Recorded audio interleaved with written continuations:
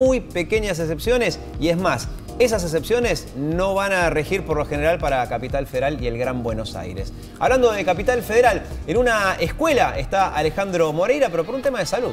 Tiene que ver justamente con no hacer la vacunación en hospitales y centros de salud. Está hablando Felipe Miguel, que es el jefe de gabinete porteño, hablando de la campaña de vacunación antigripal en escuelas. 80 centros a lo largo de la ciudad para poder tener cercanía con todos los vecinos y vecinas de la ciudad. Y estos centros de vacunación están preparados para poder justamente absorber a lo largo de varios días, son algunas semanas, la demanda distribuida en diferentes turnos, en turnos que corresponden con el sexo y con el último número del DNI. Eso quiere decir que en el día de hoy y mañana, por ejemplo, van a estar vacunándose las personas de género femenino, terminado el documento en 0, y el sábado las personas de género masculino terminado en 0. A partir del lunes ya arrancamos con las personas de género femenino terminado en 1 y así sucesivamente de lunes a viernes. ¿Esto es para todos los jubilados o, por ejemplo, el que tiene PAMI no?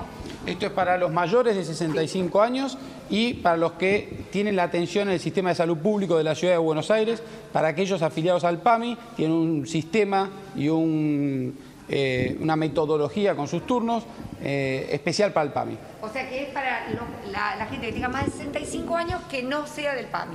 Exactamente, está apuntado a toda esa población. Ministro, y en caso de que alguno de los abuelos no puedan acercarse a las escuelas o a los lugares que han puesto como centros de vacunación, ¿qué es lo que pueden hacer? Si quieren vacunarse, ¿no? Obviamente. Sí, recomendamos que sí, que se vacunen también, aun cuando tienen esta dificultad, que se comuniquen al 147 para hablar con la Ciudad de Buenos Aires y, de acuerdo a la dificultad que tengan, encontrar la mejor solución. Incluso se puede llegar también al caso de hacer vacunaciones a domicilio. ¿Qué está pasando con los geriátricos? Eso es para los casos, exactamente, es para los casos en que alguien tiene alguna dificultad para movilizarse. Desde la ciudad vamos a encontrar alguna solución para que nadie que lo necesite y lo requiera quede sin vacunarse. ¿Qué está pasando con los geriátricos? Por ejemplo, en el geriátrico Libra, en Devoto, murió un jubilado. Hay 14 más infectados, según nos dicen los familiares, y hay mucha preocupación. Bueno, primero, todos los geriátricos estamos distribuyendo la vacuna para que también se puedan vacunar, ¿no es cierto? Pero además, por supuesto que los geriátricos son lugares de mayor riesgo de contagio del coronavirus, si es lo que estás preguntando, y allí es muy importante, hemos fortalecido las medidas de protección, sobre todo el equipo de salud, porque vos sabés que en el geriátrico ya al día de hoy no pueden ir visitas, así que las únicas personas que entran y salen entre la sociedad y el geriátrico son los trabajadores. De manera que hemos fortalecido todas las medidas de protección de los trabajadores para que no tengamos ningún riesgo en ellos, pero decididamente es un área de riesgo para la sociedad. Pero el problema en el geriátrico de Devoto es que una de las personas, la primera que se contagia, va al Vélez Arfiel, lo devuelven al geriátrico enfermo y contagia a 14 más, que ahora me están diciendo que ya llegan a 16 los contagiados. Bueno, yo no te podría confirmar lo que estás diciendo, de manera que no te puedo contestar. Debería Eso ver... es lo que nos cuentan los familiares. Claro. Bueno, por eso necesitaría ver los datos particulares de ese paciente para contestarte. Ministro, ¿qué particularidad tiene esta vacuna? Si es que tiene alguna particularidad especial, es una cepa especial, es más fuerte, vamos a ver que es un complemento para los que hoy estamos cuidándonos, ¿no? O sea, es que las vacunas se hacen país por país, de manera que lo que se hace es con la circulación viral del invierno anterior, más alguna circulación viral de otras partes del mundo, se hace para cada país la vacuna correspondiente. Por eso que la vacuna de la gripe se fabrica aquí en la Argentina, para Argentina. De manera que la particularidad que tiene es cubrir sobre las cepas que han circulado en nuestro territorio y que son más probablemente las que circulen este año. Lo importante es que es un complemento para lo que puede llegar a venir a partir de ahora con la baja de las temperaturas. Decididamente es un componente esencial. Este año estamos estimulando fuertemente a que todo el mundo se vacune, porque vos sabés que los síntomas de la gripe son similares o idénticos al de coronavirus y eso traería mucho más dificultades en la operatoria y además en la preocupación de la gente. Ministro, ¿qué es lo que pasa ahora teniendo en cuenta que se habla que el pico de coronavirus puede llegar a ser dentro de unos 15 o 20 días, ¿no? Y teniendo en cuenta que va a haber un levantamiento parcial o muy parcial de la cuarentena? Mira, la curva de casos en la ciudad de Buenos Aires viene en una fase todavía lineal de muy buen comportamiento, tiene una buena respuesta a las medidas que el presidente y en la ciudad de Buenos Aires estamos tomando.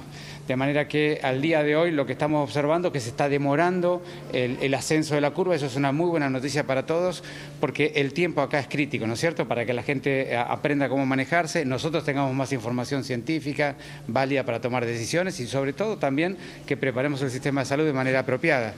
De modo que veremos si la curva efectivamente ocurre, como decías vos, para la segunda quincena de abril o se atrasa hacia mayo, y cada uno de esos días cuenta y son importantes. Ministro, ahora el Gobierno Nacional habla de endurecer la cuarentena, pero a su vez también habla de flexibilizar algunos sectores laborales, que en definitiva esto va a implicar que va a haber más personas en el transporte público. ¿Cómo se hace con las medidas sanitarias ante este contexto? Bueno, nosotros insistimos mucho en lo que se llama la estrategia de supresión, que tiene básicamente 3 componentes esenciales. De un lado la cuarentena, del otro lado el diagnóstico precoz y distanciamiento de los enfermos para que no contagien, y del otro lado el cuidado muy especial de los adultos mayores. Entonces es importante trabajar en los 3 pilares al mismo tiempo porque tiene un efecto combinado y sinérgico. Así que más allá de lo que se vaya decidiendo con la cuarentena en las próximas semanas, que dependerá de cómo evolucione la curva y también de la necesidad de la sociedad de reactivar algunas actividades productivas, es muy importante que mientras tanto se puedan fortalecer los otros 2 componentes porque van a ayudar muchísimo a que cualquier movimiento en las medidas de la cuarentena no tengan un impacto tan significativo en la salud de la gente. Déjeme aprovechar para aclarar. Al día de hoy no está prevista ninguna flexibilización en términos de la cuarentena. Así que aprovecho para dejarlo esto muy en claro. Hoy la cuarentena sigue con la misma rigurosidad que teníamos hasta ahora. Por lo tanto, a todas las personas, a todos los ciudadanos, a todos los vecinos de la Ciudad de Buenos Aires, les pedimos que cumplan con el aislamiento social preventivo y obligatorio. En esta Semana Santa también, no son vacaciones, tenemos que quedarnos en casa. Es muy importante, es nuestra mayor herramienta para evitar el contagio. ¿Se vio un movimiento diferente con esto de la Semana Santa en las calles? ¿Hubo en los controles algún problema o hay movimientos el mismo? En general, en la Ciudad de Buenos Aires nosotros hacemos un balance positivo del cumplimiento, del acatamiento, del aislamiento obligatorio. Lo vemos nosotros cuando circulamos por razones laborales o venimos al centro de vacunación o vamos a recorrer en algún hospital, ver cómo se sigue fortaleciendo el sistema de salud, o cuando nos reunimos en la sede de gobierno. La ciudad se ve vacía, se ve bastante vacía, y también lo vemos en los indicadores del transporte público, donde bajaron muchísimo los porcentajes de utilización. El caso del subte es bien elocuente, donde llegó a disminuir hasta el 97-98%. Por lo tanto, nosotros hacemos un balance positivo, pero sí vale la pena reforzarlo en cada momento, porque con estas discusiones sobre que se va a levantar la cuarentena puede haber confusiones. La cuarentena sigue por ahora con la misma rigurosidad y con la misma necesidad de que la cumplamos que hasta ahora. Quirós, ayer Rodríguez Larreta en un momento dijo en una nota que 2 de cada 3 personas en la Ciudad de Buenos Aires podrían llegar a tener coronavirus sin darse cuenta, inclusive hasta, por ejemplo, teniendo solamente una leve tos. ¿Qué puede hacer la gente para darse cuenta si tiene o no coronavirus cuando no tiene ningún síntoma? Es muy importante que la gente sepa que la forma más frecuente de tener la enfermedad es una enfermedad absolutamente leve, de mínimos síntomas o síntomas como un resfrío común. De manera que esa es la situación de presentación clínica más habitual. El gran problema de esta enfermedad es con las personas que tienen alguna enfermedad acompañante o las personas de la tercera edad, ¿no es cierto? De modo que nosotros hemos documentado que la frecuencia de personas con muy poquitos síntomas o sin síntomas es muy alta, y entonces lo que le decimos a todo el mundo es: primero, como decía Felipe, no salgan de su casa, cumplan la cuarentena. Segundo, si tienen que salir, tápese la boca, porque las gotitas que salen de la boca son las que contaminan la superficie y luego la gente se contagia. Y hay muchas medidas de cuidado personal que son esenciales para esto. Y lo otro que es muy importante, si convivís con un adulto mayor o una persona de mucho riesgo, actúa como si tuvieras la enfermedad. Porque podrías perfectamente tener la enfermedad y sentirse perfectamente bien. Ustedes realizaron una conferencia de prensa importante, estaba usted junto con Horacio Rodríguez Larreta, y hablaron de la importancia o de la sugerencia de usar barbijo. Ustedes 2 recién estaban recorriendo todo este lugar con el barbijo puesto, se acercaron aquí y se lo sacaron. ¿Siguen recomendando que esto hay que usarlo? ¿Por qué se lo sacaron ahora ustedes también, no? Porque, digo, somos muchos acá. Sí, digamos, el barbijo es recomendable para cuando salís de tu casa, porque vos sabés que la medida más importante para no contagiar a otros es el distanciamiento social. Y en la calle es imposible mantener el distanciamiento permanente. De manera que nosotros andamos siempre por la vía pública con barbijo, protegiéndonos, en realidad tapándonos. Pero todos estamos incómodos en el mundo en este momento y cada uno tiene que hacer su parte para cuidarnos mutuamente. Ministro, ¿cómo evalúa el nivel de testeo? Dame un segundo que termino de contestarle. Entonces es muy importante, hay que taparse la boca, no usar los barbijos de los hospitales porque esos son esenciales para los enfermos del hospital, pero con cualquier método casero taparse la boca. Y ese taparse la boca, por supuesto, cuando entran y ya pueden mantener el distanciamiento como lo estamos manteniendo ahora, ya no es indispensable. Al salir hay que volvérselo a poner porque ahí se pierde la posibilidad de mantener el distanciamiento. Ministro, ¿cómo evalúa el nivel de testeo del coronavirus en la Ciudad de Buenos Aires y en el país en el marco de este día de descentralizarlo de Malbrán? Bueno, los testeos han ido mejorando paulatinamente en los últimos 10 días, yo diría. Cada día que pasa estamos testeando un poco más y Nación nos ha dado una partida más importante para poder testear y nosotros estamos haciendo nuestras propias iniciativas para adquirir más testeos. En estos días estamos testeando unas 500 personas por día, que es un número mucho más alto de lo que veníamos teniendo. De manera que eso, y un poco el comentario que yo hacía hace un rato, es un instrumento esencial en esta estrategia. Ahora, y por ¿no eso, sigue siendo poco, ministro? cada día que vaya pasando vamos a ir testeando más porque la circulación comunitaria va a ir aumentando. Al día de hoy estamos en la fase muy inicial de la curva. Sí, y también para aclarar el tema de los testeos, hay dos tipos de test que son bien diferentes. Y a medida que uno entra en la etapa de salir del aislamiento, entonces son más importantes los testeos más masivos, esto de lo que comúnmente nos preguntan si estamos haciendo lo suficientes. Entonces, hoy estamos en una etapa donde el testeo con la metodología de PCR es fundamental porque hace al diagnóstico de cada uno de los posibles contagiados. A partir que se entra en una etapa justamente de salida del aislamiento, los testeos masivos son más importantes y para esa etapa nos estamos preparando, como decía Fernán, en la búsqueda de otro tipo de test.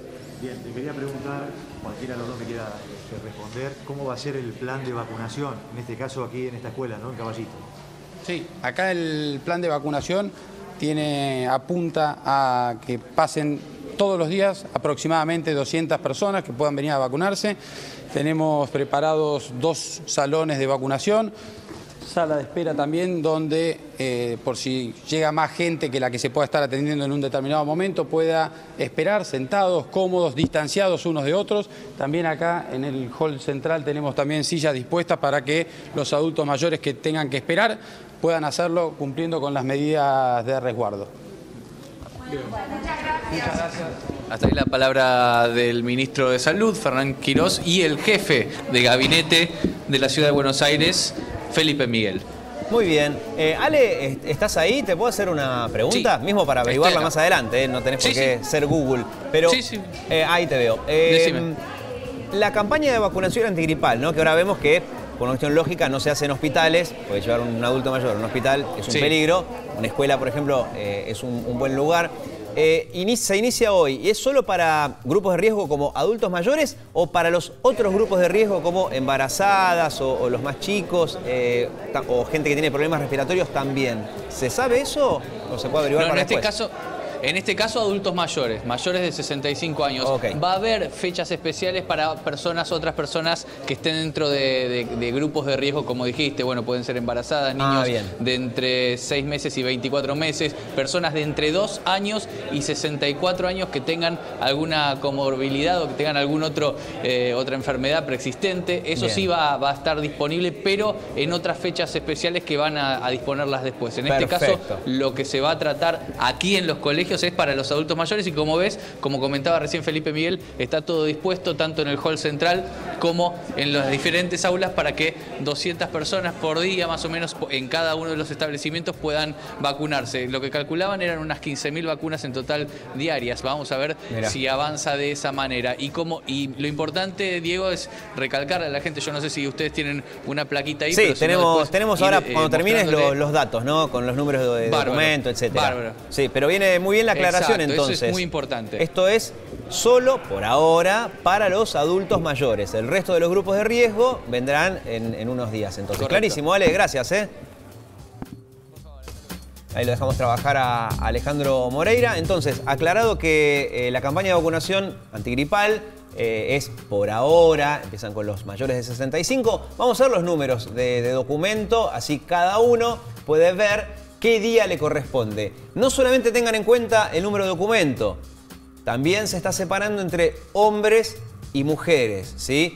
Ya aclararon que personas que se autoperciban de otra manera pueden ir en cualquiera de las dos fechas, ¿eh? Indistinto, es un dato importante. Pero entonces hablemos de mujeres mayores de 65 años. Ahí tienen las fechas en base a el DNI, como termina cada uno de los DNI. Ejemplo, los que terminan en 0, mujeres mayores de 65 años cuyo DNI termina en 0, pueden ir hoy, es 9 de abril, ya estoy perdidísimo. 9, sí, hoy o mañana.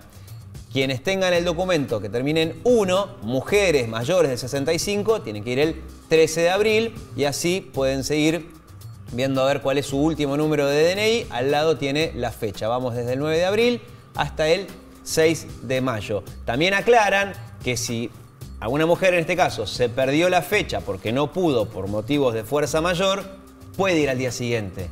No es que, uy, no fui el 13 de abril, mi documento termina el 1, soné. No. Puede ir al día siguiente. De todas formas se des cuenta que cada uno, en la medida de lo posible, va a respetar las fechas. ¿Y qué pasa con los varones? Bueno, ahí tenemos la respuesta. Varones mayores de 65, misma historia. Fíjense cómo termina su documento y en base a eso, al lado tienen la fecha. Va desde el 11 de abril hasta el 7 de mayo. Estaba sacando la cuenta, 11 de abril, no es para complicarme la vida, pero cae sábado. Claro, bueno, importante saber que los sábados también la campaña de vacunación va a continuar. No en hospitales, sí en escuelas y otros lugares. Ahora, ¿usted quiere saber dónde puedo ir? Llamen al 147, el teléfono de siempre del gobierno de la ciudad, y ahí sigue las opciones y le van a informar a qué lugar